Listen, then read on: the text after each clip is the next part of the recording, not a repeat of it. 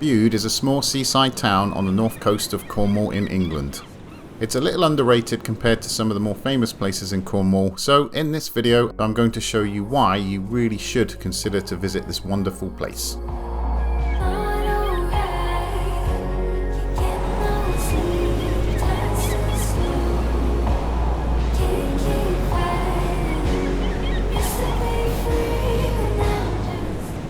Bude started off as a fishing town and port before later becoming a popular beach resort in Victorian times, and that trend continues to the present day.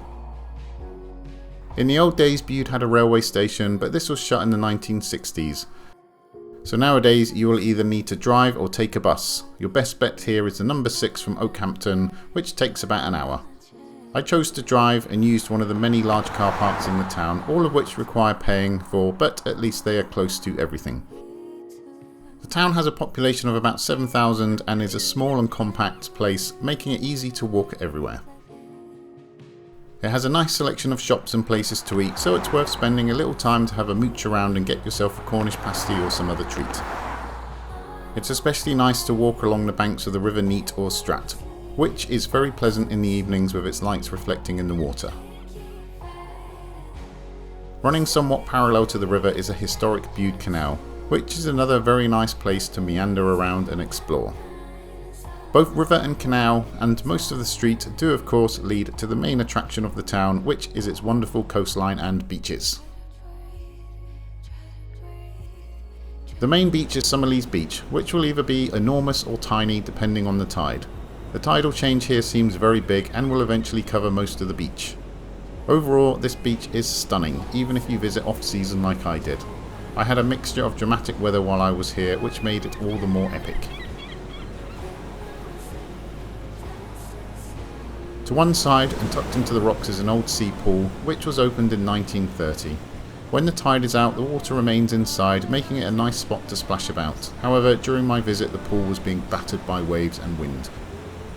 On the opposite side of the beach is a small man-made wall or levee, which you can walk along to a nice viewpoint on the rocks for some epic coastal views like these.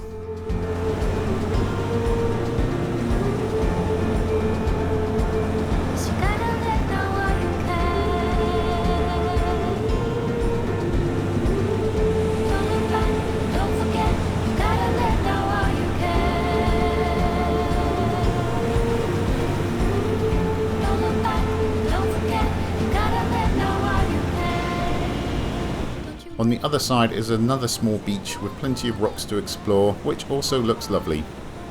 From here you can walk up onto the nearby cliffs for some long hikes along the southwest coastal path, where you can also find a small viewpoint tower called the Storm Tower, which was unfortunately covered in scaffolding during my visit.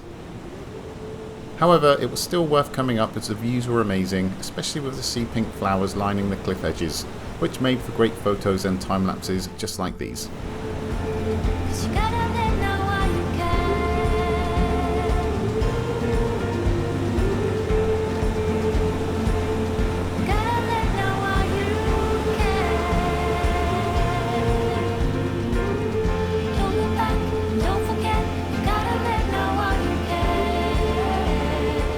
If you head in the other direction along the coast, there is another lovely beach called Crooklets Beach, which you can also reach from the town by walking along Crooklets Road.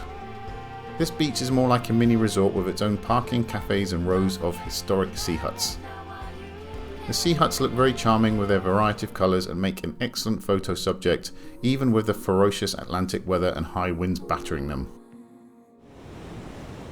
The beach here is another nice and pleasant one, but somewhat pebbly at the top. Around the beach are some nice cliffs with more epic views to explore for more brilliant photo opportunities. That's mostly it for Bude. If you walk either way along the cliffs there are more lovely beaches to explore, and slightly further away is the epic Widemouth Beach.